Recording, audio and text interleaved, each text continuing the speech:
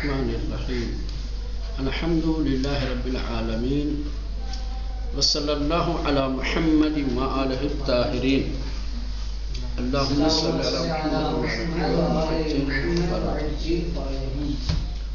چلیں حضرت ابراہیم علیہ السلام کے اوصاف اور مقامات جس کو اللہ نے اپنی کتاب میں ذکر کیا ہے، ٹھیک اس کا سلسلہ جاری تھا۔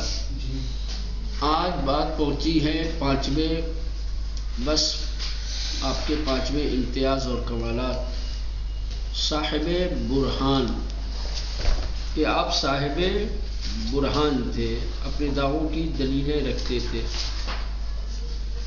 ٹھیک، برہان جانتے ہیں، صاحب کا مطلب بھی جانتے ہیں، صاحب یعنی مالک۔ صاحب برہان یعنی برہان والے، برہان رکھنے والے، دلیلیں رکھنے والے۔ ٹھیک، برہان اور دلیل جانتے ہیں، کسی بھی دعوے کو ثابت کرنے کے لیے دلیل کی ضرورت ہوتی ہے۔ دلیلیں جو ہوتی ہیں وہ دو طریقے کی ہوتی ہیں۔ ایک دلیل انسان کی فکر کی پیداوار ہوتی ہے، انسان اپنی فکر کو بروئے کار لاتا ہے، ٹھیک، صغرا اور کبرا درست کرتا ہے، اس کے بعد پھر نتیجہ پیش کرتا ہے، دلیلیں بناتا ہے۔ ٹھیک، تو یہ ایک فکر یہ عام ہے۔ جس کے پاس بھی عقل ہے، جس کے پاس بھی قوت تفکر ہے، وہ اپنی عقل کو، تفکر کو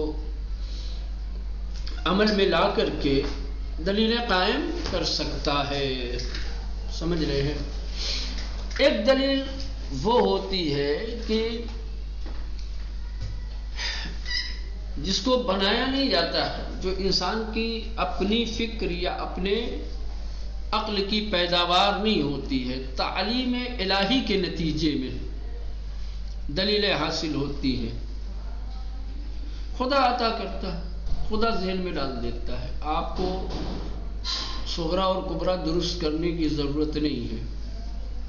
سمجھ رہے ہیں؟ آپ کو دلیل و برہان قائم کرنے کی ضرورت نہیں ہے کہ آپ اپنی عقل کے اور تفکر کے گھوڑے دوڑائیں اور پھر جو ہے صغرا کبرا درست کر کے کسی نتیجے پہ پہنچے اور پھر دلیل و حجت کے طور پر آپ اس عقلی نتیجے کو پیش کر دیں۔ نہ، تعلیم الہی کے نتیجے میں کچھ دلیلیں میسر ہوتی ہیں، حاصل ہوتی ہیں۔ تعلیم الہی کے نتیجے میں جو دلیلیں سامنے آتی ہیں، جو دلیلیں پیش کی جاتی ہیں، وہ انبیاء اور اوصیاء سے مخصوص ہے۔ کیونکہ خدا کی خاص تعلیم بھی انہی سے مخصوص ہے، لہٰذا یہ برہان اور یہ دلیل بھی انہی سے مخصوص ہے۔ جس کے پاس تعلیم الہی ہوگی تو اس کے پاس برہان بھی ہے نا۔ تو یہ حضرت ابراہیم علیہ السلام کو جو صاحب دلیل کہا گیا ہے، صاحب برہان کہا گیا ہے، ان کے پاس کون سی برہان، کون سی حجت، کون سی دلیل تھی؟ یہی جو فکر کے اثر اور فکر کے نتیجے میں حاصل ہوتی ہے، دلیل فکری،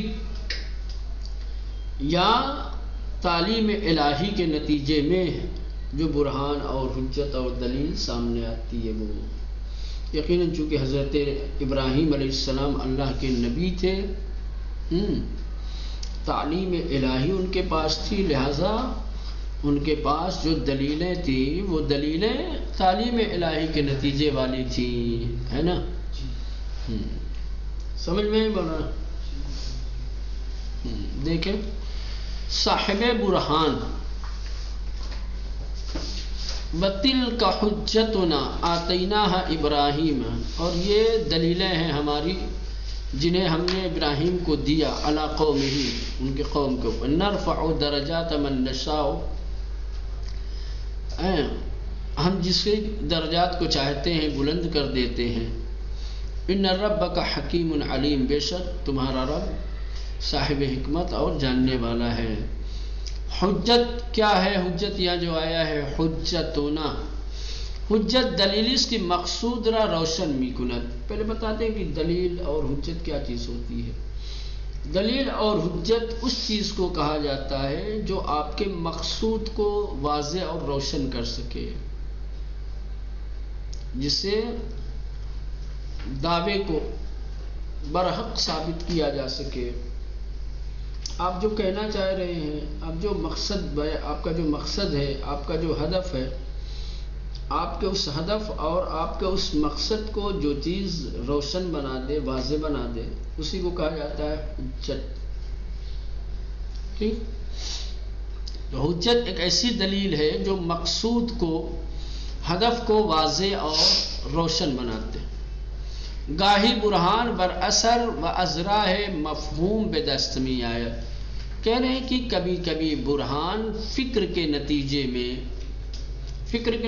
یعنی تفکر کرنے کی وجہ سے، غور و فکر کرنے کی وجہ سے، و ازراہ مفہوم اور مفہوم کے راستے سے.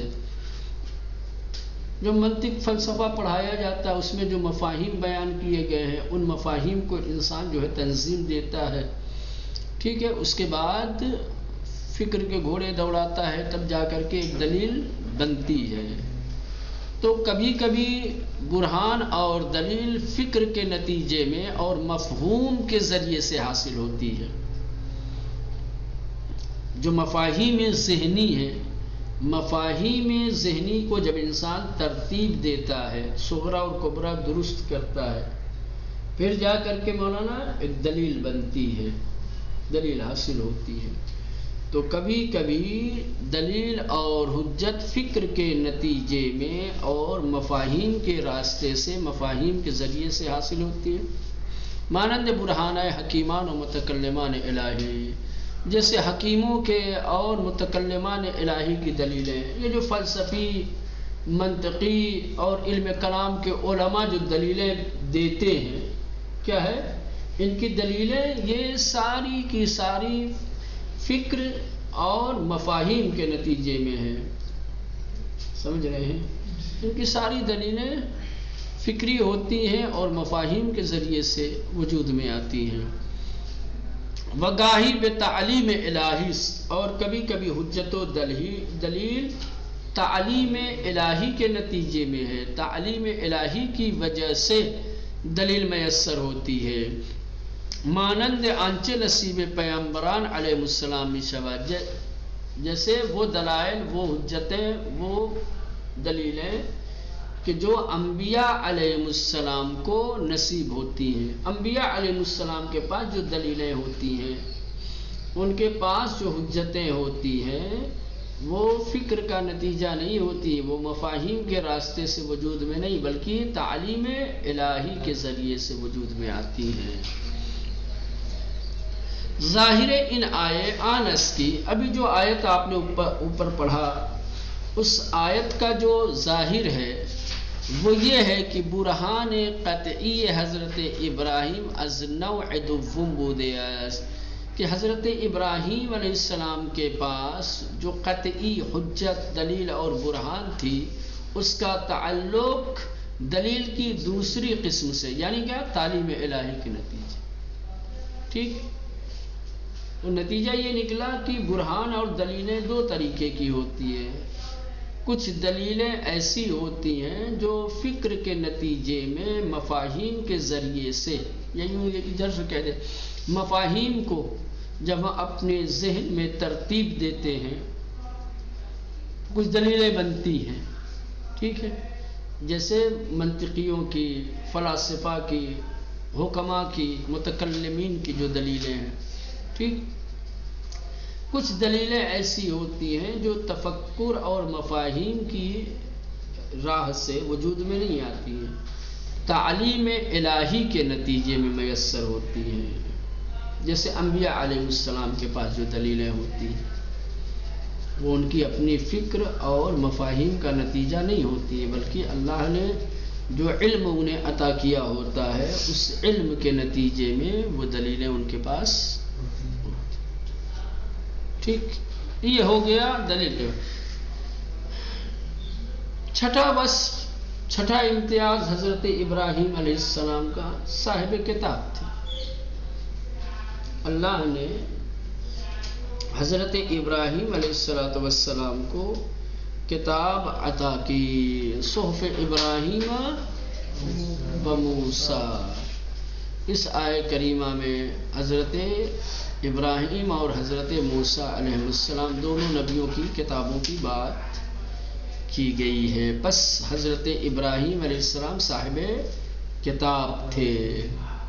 ٹھیک. اب یہ ہو گئے حضرت ابراہیم علیہ السلام کے اوصاف و کمالات اور مقامات جن کو اللہ نے قرآن میں ذکر کیا ہے. اب یہاں سے دوسری گفتگو حضرت ابراہیم علیہ السلام کے سلسلے میں آپ کی نبوت کے بارے میں، آپ کی نبوت کے سلسلے، پیغمبری کے سلسلے میں. سب سے پہلے دوسری گفتگو جو ہے نبوت کے بارے میں ایک مقدمہ ہے. مقدمے میں حضرت ابراہیم علیہ السلام کی زندگی اور آپ کی حیات کے ابتدائی مراحل کو اس مقدمے میں ذکر کریں گے. کس طریقے سے پیدا ہوئے، کہاں پیدا ہوئے، ہے نا. تھوڑا سا تعارف کرائیں گے. ارے دربار دوران پیش از نبوت ابراہیم در قرآن کریم بصراحت ذکر بیان نیامد است. حضرت ابراہیم علیہ السلام کا تذکرہ قرآن مجید میں بہت سارے مقامات پر آیا ہے، لیکن سب بعد از نبوت کا. قبل از نبوت کا تذکرہ ابراہیم علیہ السلام کے سلسلے میں قرآن مجید میں نہیں آیا ہے. حضرت ابراہیم علیہ السلام کی نبوت سے پہلے کی جو زندگی ہے اس کا تذکرہ قرآن میں صراحت کے ساتھ نہیں آیا ہے. اب جو کچھ تاریخ سے، روایات سے حاصل ہوتا ہے، جب آپ تاریخ اٹھا کر کے دیکھیں گے جن تاریخوں میں حضرت ابراہیم علیہ السلام کا تذکرہ موجود ہے، یا روایات کی جن روایتوں میں حضرت ابراہیم علیہ السلام کے سلسلے میں مطالب بیان کیے گئے ہیں، تو حضرت ابراہیم علیہ السلام کا وجود جو ہے وہ ایک معجزہ تھا. معجزہ بین معنی تھا کہ حضرت ابراہیم علیہ السلام کے زمانے میں علم نجوم سے آگاہ افراد بہت سارے تھے. وہ ستاروں کو دیکھ کر کے آئندہ کے حال و احوال بتا دیتے تھے. ستاروں کو دیکھ کر کے، یا اجرام آسمانی، آسمان میں یہ جو چاند، ستارے، سورج، اس طریقے کی جو چیزیں ہیں، سمجھ رہے ہیں، ان کو دیکھ کر کے، ان کی حرکتوں کو دیکھ کر کے بہت ساری چیزوں کی پیشن گوئی کر دیتے تھے. علم نجوم جانتے تھے وہ. تو کسی نے نمرود کو بتایا تھا کہ تمہاری سلطنت میں ایک ایسا بچہ پیدا ہوگا جو تمہاری سلطنت کو، تمہاری حکومت اور بادشاہت کو نابود کر دے گا. سمجھ رہے ہیں. لہذا بالکل جناب موسیٰ کی طرح. تو جناب ابراہیم علیہ السلام جو ہے وہ بھی نمرود کی دور حکومت میں ان کا پیدا ہونا اور ان کا زندہ رہنا یہ سمجھو معجزے سے کم نہیں ہے. کیونکہ جب نمرود کو یہ اطلاع اور یہ خبر ملی، جب ان کو بتایا گیا کہ تمہاری حکومت میں، تمہاری سلطنت میں اس طریقے کا بچہ پیدا ہوگا جس سے تمہاری حکومت کو خطرہ ہے، تو ظاہر سی بات ہے وہ اپنی حکومت اور سلطنت کو بچانے کے لیے کیا ہے، اس بچے کا بہر صورت دشمن اور اس کے قتل کی سازش اور کوشش کرتا. لیکن پھر بھی حضرت ابراہیم علیہ السلام پیدا ہوئے، اور جیسا کہ اس نے اطلاع دیا تھا، خبر دیا تھا، آگے جا کر کے نمرود کی حکومت اور سلطنت کے لیے خطرہ بنے بھی. ایک چیز یہ ہے. دوسری چیز یہ ہے کہ حضرت ابراہیم علیہ السلام کے زمانے میں مختلف قسم کے شرک میں لوگ مبتلا تھے، طرح طرح کے شرک میں مبتلا تھے. بہت ساری چیزوں کو وہ خدا کا شریک قرار دیتے تھے، اس کی عبادت اور بندگی کرتے تھے. اجرام آسمانی سے لے کر کے زمین کی مختلف اشیاء تک.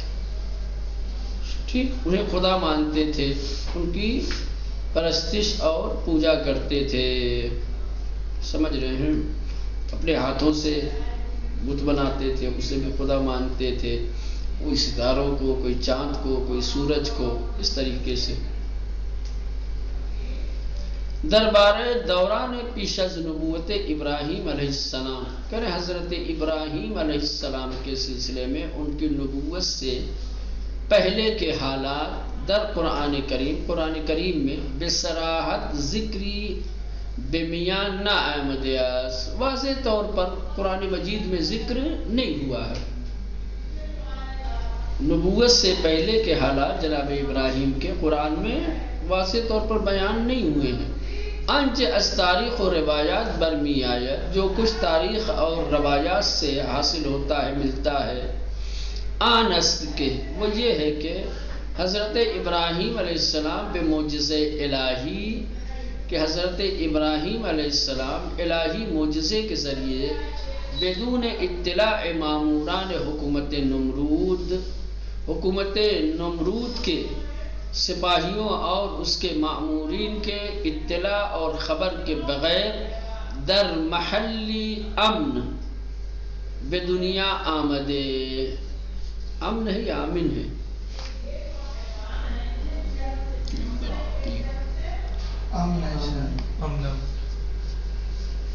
شری در سرزمین بابل بے دنیا و مادش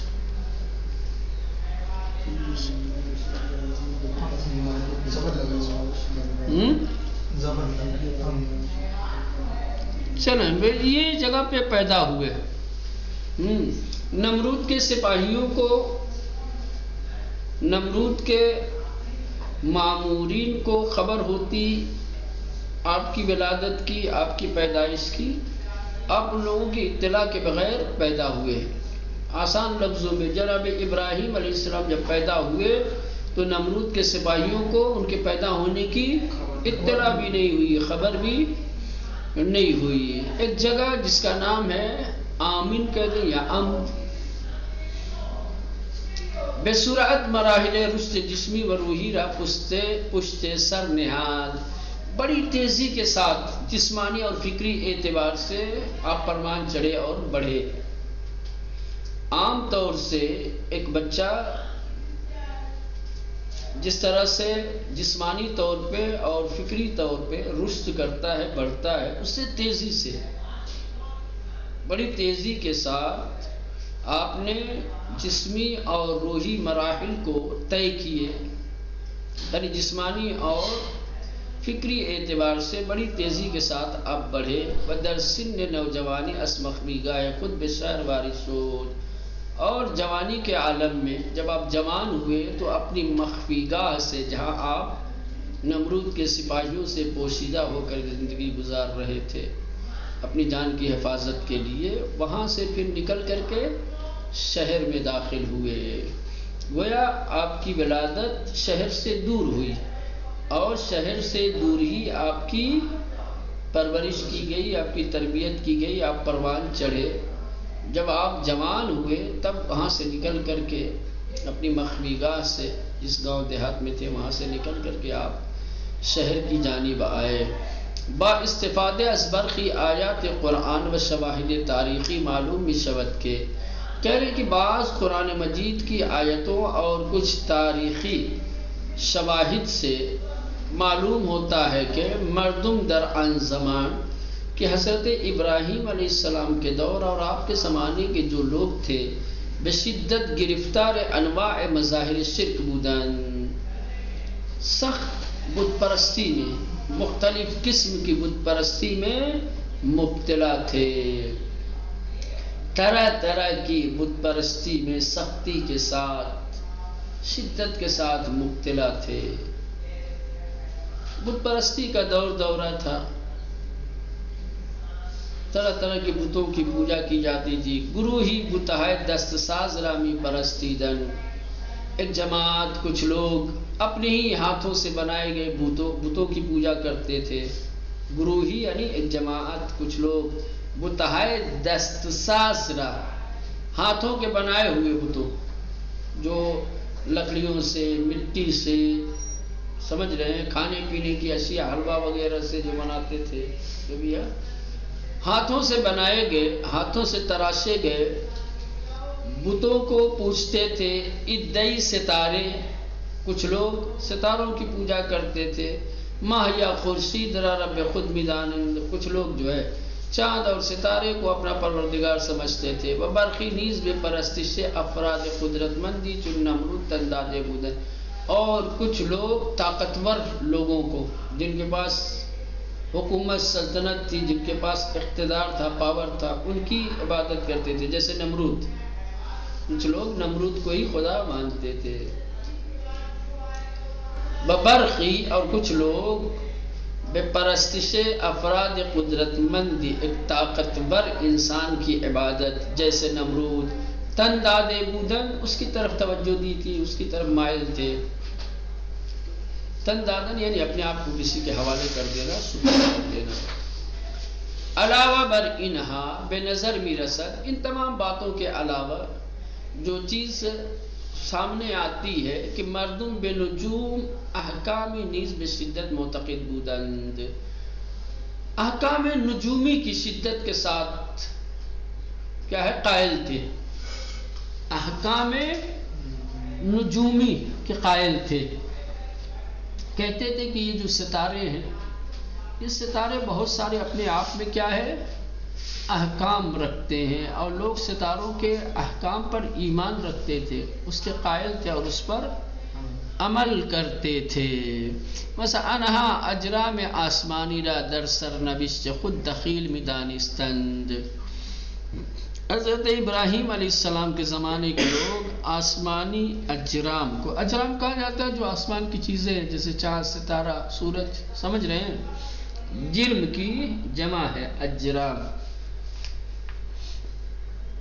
ٹھیک؟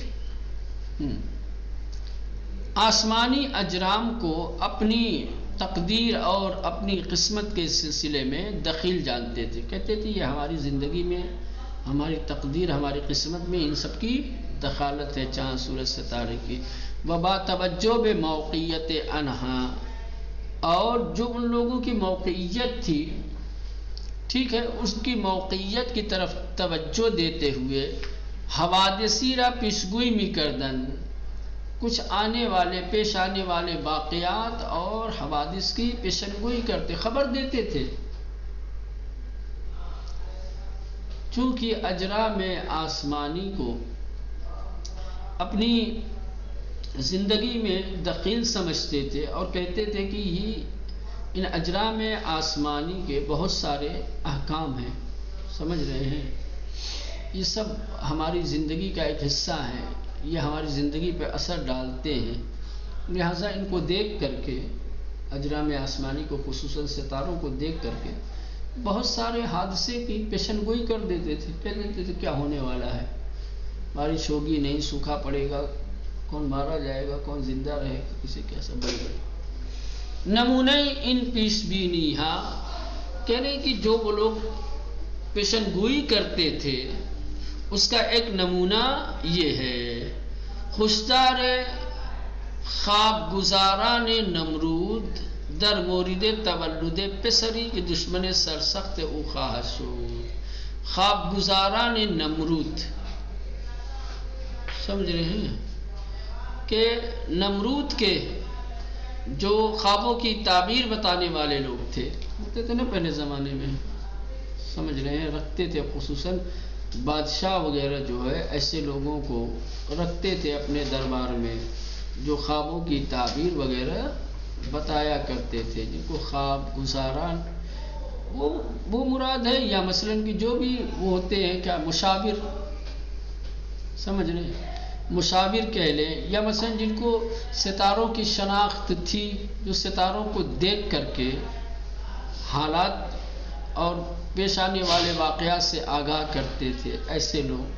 تو نمرود کے پاس جو اس طریقے کے لوگ تھے پیشن گوئی کرنے والے، ان لوگوں نے ہوشیار دیا، یعنی ہوشیار کیا، ڈرایا، بتایا کیا، در مولد تولد پسری، ایک ایسے لڑکے کی پیدائش اور ولادت کے بارے میں کہ دشمن سرسخت او خواہد شد، کہ جو نمرود کا سخت اور بہت بڑا دشمن ہوگا. و خبردادن آنہا از بے وجود آمد ان فرزند و تولدش بود.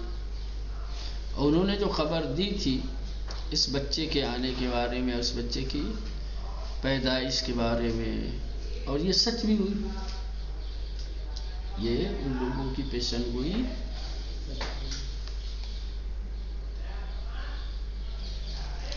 چلیں، زمان بعثت حضرت ابراہیم بطور دقیق معلوم نیست. اب یہ تو تھوڑا سا مختصر سے خاکہ بتایا کہ کس طریقے سے حضرت ابراہیم علیہ السلام کا دور کیسا تھا، لوگ کس چیز کی پوجا کرتے تھے، شرک کن اقسام میں مبتلا تھے.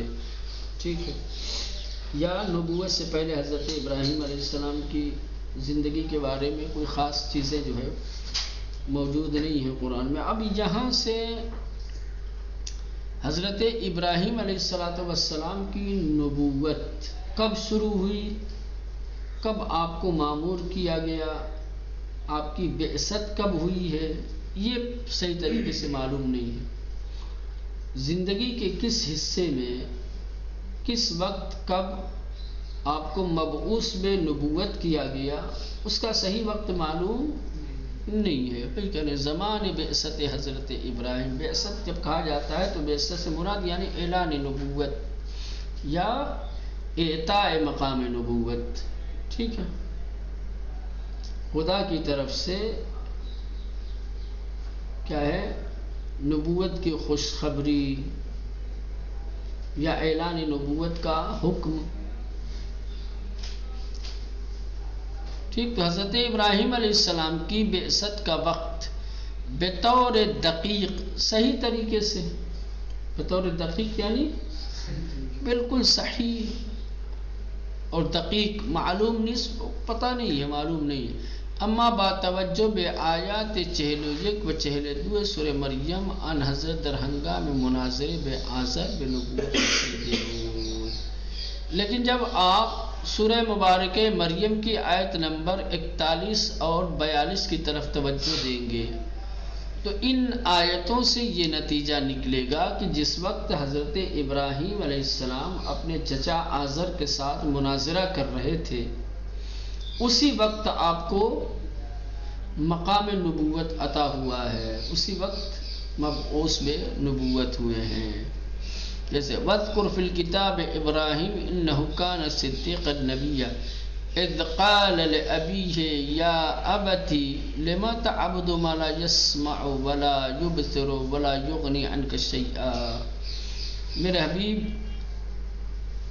خلیل خدا کا کتاب میں تذکرہ کیجئے کہ وہ صادق اور سچے نبی تھے.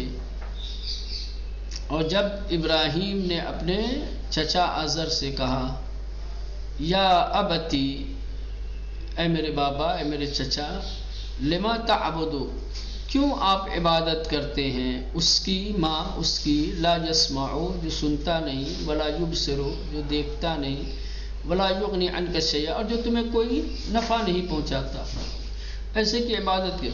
اگر روایاتی را کی عظیمت ان حضرت بشہر را در حدود سن 13 سالگی عنوان کر دیں ان بے پذیریم باید گفت ان حضرت در نوجوانی بے ان مقام مبعوث گردید.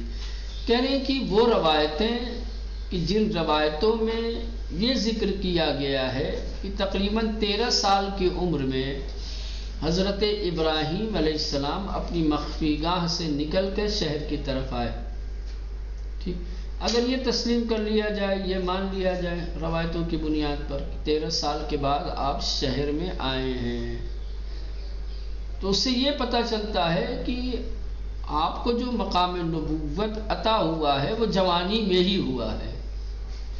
13 سال کے تھے تو شہر میں آئے، شہر میں آنے کے بعد سے ہی پھر یہ تمام مناظرات اور تمام باتیں ہوئی ہیں. کہ اگر روایاتی راکے، اگر ان روایتوں کو کہ جو عظیمت عن حضرت را، جو حضرت ابراہیم علیہ السلام کے عظیمت یعنی آپ کے سفر، آپ کے آنے بے شہر، شہر کی جانب در حدود سن 13 سالگی عنوان کرتے ان، جس میں 13 سال عمر بتائی گئی ہے. وہ روایتیں کہ جن روایتوں میں آپ کے شہر کی جانب آنے کی عمر 13 سال بتائی گئی ہے، اگر ان روایتوں کو بے پذیری قبول کر لیں کہ ہم روایتیں صحیح ہیں جن میں یہ کہا گیا ہے کہ ابراہیم 13 سال کی عمر میں شہر کی طرف آئے، تو باید گفت، تو ہم آسانی کے ساتھ یہ کہہ سکتے ہیں کہ ان حضرت در نوجوانی، کہ حضرت ابراہیم علیہ السلام کیا ہے، جوانی کے دوران بے ان مقام مبعوث گردید، اس مقام کے لیے منتخب کیے گئے ہیں، یعنی مقام نبوت آپ کو جوانی میں